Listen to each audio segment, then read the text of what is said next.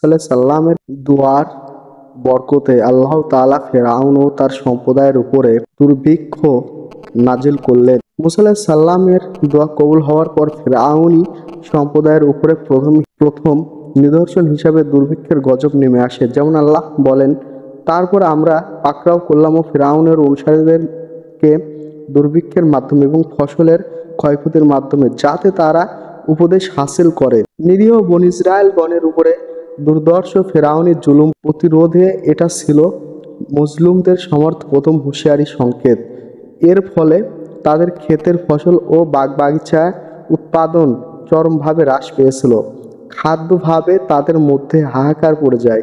ফলে কোনো উপায়ান্ত না দেখে ফেরাউনি সম্প্রদায়ের নেতারা মুসা আলাইহিস সালামের কাছে এসে কাকুতি মিনতি করতে থাকে, দয়া ভিক্ষা চাইতে থাকে। অবশেষে আল্লাহ কাছে আবার মুসা আলাইহিস সালাম দোয়া করলেন, ফলে দুর্ভিক্ষ উঠে গেল এবং তাদের বাগবাগিচা ও মাঠ ময়দানে পুনরায় ফসলে ভরে গেল।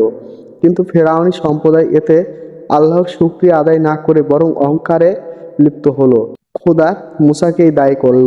অতঃপর আল্লাহ বলেন, তারপর আমরা তাদের উপরে পাঠিয়ে দিলাম তুফান, পঙ্গপাল, উকুন, ব্যাঙ, রক্ত প্রভৃতি বহুবিধ নিদর্শন। একের পর এক তাদেরকে আমরা পাকড়াও করলাম। তারা ছিল পাপী সম্প্রদায়ের অন্তর্ভুক্ত। অত্র আয়াতে দুর্ভিক্ষের পরে পরপর 5টি গজবের কথা নাজিল হয়েছে। তারপর আসে প্লে, মহামারী ও অন্যান্য ছোট বড় আযাব। এরপরে সর্বশেষ গজব হলো সাগরডুবি, যার মাধ্যমে এর গর্বিত অহংকারীদের একেবারে নিঃশেষ করে দেওয়া হলো। হযরত আব্দুল্লাহ ইবনুল আব্বাস রাদিয়াল্লাহু তাআলা আনহু হতে তাফসীর অনুযায়ী বা একের পর এক অনাগত নিদর্শন সমূহের অর্থ হলো এগুলো প্রত্যেকটি আযাব নির্ধারিত সময় পর্যন্ত থেকে রহিত হয়ে যায় এবং কিছুদিন বিরতির পর অন্যান্য আযাবগুলো আসে। ফেরাউনি সম্প্রদায়ের সুবিধাবাদী চরিত্র ফুটে ওঠে নিম্নোক্ত বর্ণনায়। যেমন আল্লাহ বলেন, আর যখন তাদের উপরে কোনো আযাব পতিত হয় তখন তারা বলতো, হে মুসা, তুমি আমাদের জন্য তোমার প্রভুর নিকটে দোয়া করো, যা ওয়াদা তিনি তোমাকে দিয়েছেন।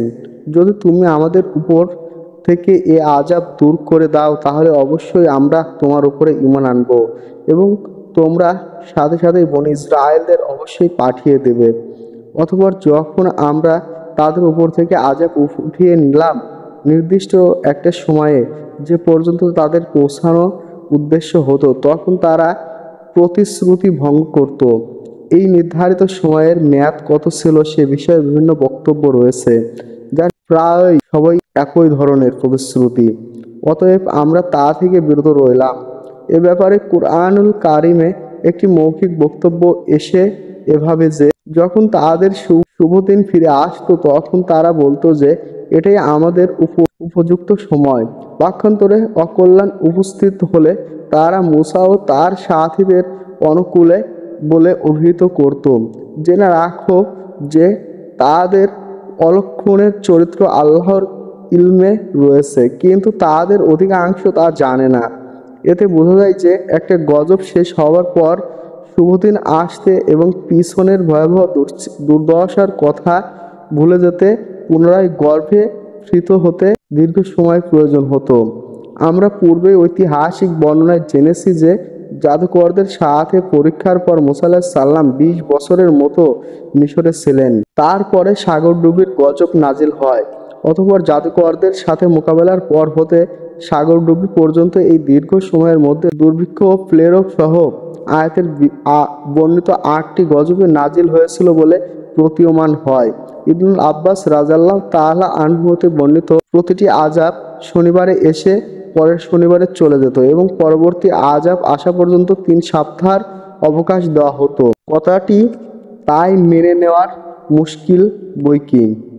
দুর্ভিক্ষের পরে মুসা আলাইহিস সালামের দোয়ার বরকতে পুনরায় ভরা মাঠ ও ভরা ফসল পেয়ে ফেরাউনি সম্প্রদায় পিছনের সব কথা ভুলে যায় ও গর্ভে স্ফীত হয়ে মুসা আলাইহিস সালামের বিরুদ্ধে অপবাদ রটাতে থাকে। তারা সাধারণ লোকেদের ঈমান গ্রহণের বাধা দিয়ে থাকে। তারা তাদের প্রজ্ঞা ভঙ্গ করে পুনরায় কৃত প্রকাশ করতে থাকে। ফলে তাদের উপরে গজব আকারে প্লাবন ও জলোচ্ছ্বাস নেমে আসে, যা তাদের মাঠ ঘাট, বাগান, ফসল, ঘর বাড়ি সব ভাসিয়ে নিয়ে যায়। এতে ভীত হয়ে তারা আবার মুসা আলাইহিস সালামের কাছে এসে কান্নাকাটি শুরু করে দেয়। আবার তারা ঈমান আনার প্রতিজ্ঞা করে ও আল্লাহর নিকটে দোয়া করার জন্য মুসা আলাইহিস সালামকে পীড়াপিড়ি করতে থাকে। ফলে মুসা আলাইহিস সালাম দোয়া করেন ও আল্লাহর রহমতে তুফান চলে যায়। পুনরায় তারা জমি জমা আবাদ করে ও অচিরেই তারা সবুজ শ্যামল হয়ে ওঠে। এ দৃশ্য দেখে তারা আবার অহংকারী হয়ে ওঠে এবং বলতে থাকে, আসলে আমাদের জমির উৎপাদন ক্ষমতা বৃদ্ধি করার জন্যই প্লাবন এসেছিল, আর সেই কারণেই আমাদের ফসল এবার সর্বকালের রেকর্ড ভঙ্গ করেছে ও বাম্পার ফলন হয়েছে। আসলে আমাদের কর্মদক্ষতার ফসল হিসাবে এটাই উপযুক্ত। এভাবে তারা অহংকার মত্ত হয়ে আবার শুরু করলো বনী ইসরায়েলের উপরে জুলুম অত্যাচার। ফলে নেমে এলো তৃতীয় গজব। একদিন হঠাৎ হাজার হাজার পঙ্গপাল কোত্থেকে ঝাঁকে ঝাঁকে এসে ফিরআউনের সব ফসল খেয়ে সাফ করে গেল। তারা তাদের বাগ বাগিচা ফসল ফসালি খেয়ে সাবার করে ফেললো, এমনকি কাঠের দরজা জানালা আসবাবপত্র পর্যন্ত খেয়ে শেষ করলো। অথচ পাশাপাশি বনু ইসরায়েলের ঘরবাড়ি শস্যভূমি ও বাগ বাগিচা সবই সুরক্ষিত থাকে। এবারও ফিরআউন সম্প্রদায় ছুটে এসে মুসা আলাইহিস সালামের কাছে কাতর কণ্ঠে নিবেদন করতে থাকে যাতে গজব চলে যায়। তারা এবার পাকা ওয়াদা করলো যে তারা ঈমান আনবে ও বনী ইসরায়েলদের মুক্তি করে দেবে। মুসা আলাইহিস সালাম দোয়া করলেন ও আযাব চলে গেল। পরে ফিরআউনই দেখলো যে পঙ্গপাল খেয়ে গেল, এখনো যা অবশিষ্ট আছে তা দিয়ে বেশ কিছুদিন চলে যাবে। ফলে তারা আবার শয়তানি ধোঁকায় পড়ে প্রতিজ্ঞা ভঙ্গ করলো ও পূর্বের ন্যায় ঐক্যবদ্ধ প্রদর্শন শুরু করলো। ফলে নেমে এলো পরবর্তী গজব, উকুন। উকুন সাধারণত মানুষের মাথায় চুলে জন্মায় থাকে, তবে এখানে ব্যাপক অর্থে ঘ্রুণ পোকা ও কেরি পোকাকেও গণ্য করা হয়েছে, যা ফেরাউনের সকল প্রকার কাঠের খুঁটি, দরজা জানালা, খাট পলঙ্ক ও আসবাবপত্র এবং খাদ্যশস্যে লেগেছিল। তাছাড়া দেহের সর্বদা উকুনের কামড়ে তারা অতিষ্ঠ হয়ে উঠল। এভাবে উকুন ও ঘুণ পোকার অত্যাচারে দিশেহারা হয়ে একসময় তারা কাঁদতে কাঁদতে মুসা আলাইহিস সালামের কাছে এসে তার দরবারে লুটিয়ে পড়ল এবং ক্ষমা চাইতে লাগলো এবং প্রতিজ্ঞার পরে প্রতিজ্ঞা করে বলতে লাগলো যে এবারে আযাব ফিরে গেলে তারা অবশ্যই ঈমান আনবে, তাতে বিন্দু মাত্র অন্যথ হবে না।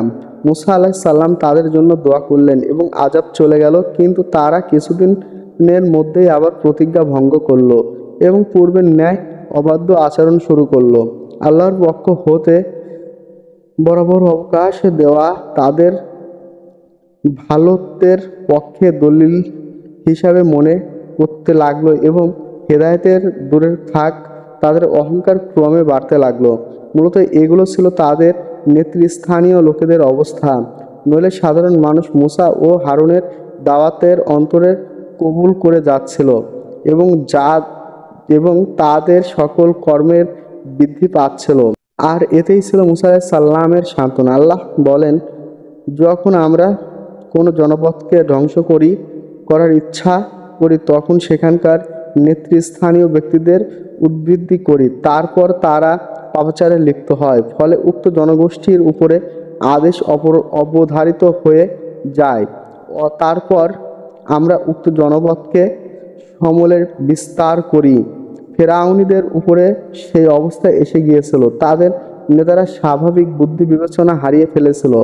তারা তাদের লোকদেরকে বোঝাতে লাগলো যে এইসব মুসার জাদু খেলা, আসলে আল্লাহ বলে কিছু নেই। ফলে নেমে এলো এবার ব্যাঙের গজব। বারবার বিদ্রোহ করা সত্ত্বেও দয়ালু আল্লাহ তাআলা সাবধান করার জন্য ও আল্লাহর পথে ফিরিয়ে আনার জন্য পুনরায় গজব পাঠালেন। এবার এলো ব্যাঙ। ব্যাঙে ব্যাঙে ভরে গেল তাদের বাড়িঘর, হাঁড়ি পাতিল, জামা কাপড়, বিছানাপত্র সবকিছু। বসতে ব্যাঙ, খেতে ব্যাঙ, চলতে ব্যাঙ, গায়ে মাথায় সর্বত্র ব্যাঙের লাফালাফি। কোনো জায়গা বা বসা মাত্র শত শত ব্যাঙের নিচে তলিয়ে যেতে হতো। এই নরম জীবটি সরস অত্যাচারে পাগল পাড়া হয়ে উঠল পুরা ফেরাউনি জনপদ। অবশেষে কান্নাকাটি করে ও আকুতি মিনতি করে তারা এসে ক্ষমা প্রার্থনা করলেন মুসা আলাইহিস সালামের কাছে। এবার পাকাপাকি ওয়াদা করলো যে আযাব চলে গেলে যাবার সাথে সাথে তারা ঈমান আনবেই, কিন্তু না, যথাপূর্ণই তারা পরম সে কথা ভুলে গেল এবং আবার তারা পাপে লিপ্ত হলো। ফলে পুনরায় গজব অবশ্য হয়ে উঠল। এবারে এলো রক্ত। তাদের অহংকার ও ঐক্যবদ্ধ চরমে উঠলে হঠাৎ একদিন দেখা গেল রক্ত, খাদ্য পান পাত্রে রক্ত, কুয়া ও পুকুরে রক্ত, তরকারিতে রক্ত, কলসি বালতিতে রক্ত। একই সাথে খেতে বসলে বনু ইসরায়েলের থালা বাটি স্বাভাবিক, কিন্তু ফেরাউনি ত্রিবতীয় থালা বাটি রক্তে ভরা। পানি মুখে নেওয়ার মাত্রই গ্লাস ভর্তি রক্ত। অহংকারী নেতারা বাধ্য হয়ে বনু ইসরায়েলের মুসলিমদের বাড়িতে এসে খাদ্য পানি ভিক্ষা চাইত, কিন্তু যেমনই তাদের হাতে তা পৌঁছাত অমনি সেগুলো রক্তে পরিবর্তিত হয়ে যেত। ফলে তাদের খাওয়া দাওয়া বন্ধ হয়ে গেল। না খেয়ে তাদের মধ্যে হাহাকার পড়ে গেল। অবশেষে পূর্বের ন্যায় আবার এসে কান্নাকাটি। মুসা আলাইহিস সালাম আবার আল্লাহর নিকটে প্রার্থনা করলেন, ফলে আযাব চলে গেল। কিন্তু ওই নেতাগুলো পূর্বের মতোই আবার গোমরাহিতে অনড় রইল এবং ঈমান আনল না। এদের এই হঠকারিতা ও কপট আচরণের কথা আল্লাহ বর্ণনা করেন এভাবে: অতঃপর তারা আত্মগম্ভীরতা দেখাতে লাগলো। এরা ছিল পাপাত্ম জাতি। ফলে নেমে এলো এবার মহামারী। রক্তের আযাব উঠিয়ে নেবার পরই যখন ওরা ঈমান আনলো না, তখন আল্লাহ ওদের উপরে মহামারী প্রেরণ করলেন। অনেকেই এটাকে বসন্ত রোগ বলেছেন, যাতে অল্প দিনে তাদের 70,000 লোক মারা যায়, অথচ বনু ইসরায়েলরা ভালো থাকে। এলাহি গজবের সাথে সাথে এগুলি ছিল মুসা আলাইহিস সালামের মুজিজা এবং নবুওয়াতের নিদর্শন। কিন্তু জাহিল ও আত্মগৌরবী নেতারা একে জাদু বলে তাচ্ছিল্য করত। রোগের মহামারীর ফলে ব্যাপক প্রাণহানিতে ভীত হয়ে তারা আবার এসে মুসা আলাইহিস সালামের নিকটে হাত জোড় করে ক্ষমা চাইতে লাগলেন। মুসা আলাইহিস সালাম তাদেরকে আবারও ক্ষমা করে দিলেন এবং দোয়া করলেন। ফলে আযাব চলে গেল। কিন্তু তারা পূর্বের ন্যায় আবারও ওয়াদা ভঙ্গ করলেন। ফলে তাদের চূড়ান্ত ধ্বংস অবধারিত হয়ে গেল। আল্লাহ বলেন, যাদের উপরে তোমার প্রভুর আদেশ নির্ধারিত হয়ে গেছে তারা কখনো বিশ্বাস আনয়ন করবে না, যদিও সব রকমের নিদর্শনাবলী তাদের নিকটে পৌঁছে যায়। এমনকি তারা মর্মান্তিক আযাব প্রত্যক্ষ করে। ক্রমাগত পরীক্ষা ও অবকাশের দানের পর যখন কোনো জাতি সম্প্রীত ফিরে পায় না, বরং উল্টা তাদের অহংকার বাড়াতে বাড়াতে তুঙ্গে ওঠে, তখন তাদের চূড়ান্ত ধ্বংস অনিবার্য হয়ে ওঠে। আল্লাহ পাক বলেন, আমরা মূসার প্রতি এই মর্মে ওহী করলাম যে আমার বান্দাদের নিয়ে রাত্রি যোগে বের হয়ে যাও এবং তাদের জন্য সমুদ্র শুষ্ক পথ নির্ধারণ করো। পিছনে থেকে এসে তোমাদের ধরে ফেলার আশঙ্কা করো না। এবং আল্লাহর হুকুমে পেয়ে মুসা আলাইহিস সালাম রাত্রির সূচনা লগ্নে বনু ইসরায়েলদের নিয়ে রওনা হলেন। তারা সমুদ্রের দিকে রওনা হয়ে গেল। এ সমুদ্র কোনটা ছিল এ ব্যাপারে মুফতি মোহাম্মদ শাফি তাফসির রুহুল মাআনাতির বরাত দিয়ে 860 পৃষ্ঠায় লিখেছেন যে ওটা ছিল ভূমধ্য সাগর। একই তাফসিরে 479 পৃষ্ঠায় লিখেছেন লোহিত সাগর। কিন্তু মাওলানা মাওদুদি খ্যাতনামা পাঞ্চত্ব মনীষী লুইস গোল্ডিং এর তথ্য অনুসারে মূলক ভ্রমণ কাহিনী in the slip of the Moses the ল গ্রাইভার্ট এর বরাতে লিখেছেন যে ওটা ছিল লোহিত সাগরের সংলগ্ন তীর্থ হ্রদ। মিশরের অত্যাধুনিক তাফসিররা তানভীর বলেন যে লোহিত সাগরে ডুবে মরা ফেরাউনের লাশ 1900 খ্রিস্টাব্দে মে মাসে পাওয়া গিয়েছিল, যদিও তা 1907 সালে পাওয়া যায়। উল্লেখ্য যে হযরত ইয়াকুব আলাইহিস সালামের 12 পুত্র মিশরে এসেছিলেন। পরবর্তী 400 বছরে তাদের বংশ বৃদ্ধি পেয়ে ইহুদি বর্ণনা অনুযায়ী 6,30,000 ছাড়িয়ে যায়। মৌলানা মাওদুদি বলেন, ওই সময় মিশরের মুসলিম অধিবাসী সংখ্যা ছিল 10 থেকে 20% মাঝামাঝি। তবে কুরআন ও হাদিস থেকে কেবল এতটুকুই জানা যায় যে তাদের 12টি গোত্র ছিল এবং প্রত্যেক গোত্রের জনসংখ্যা ছিল বিপুল।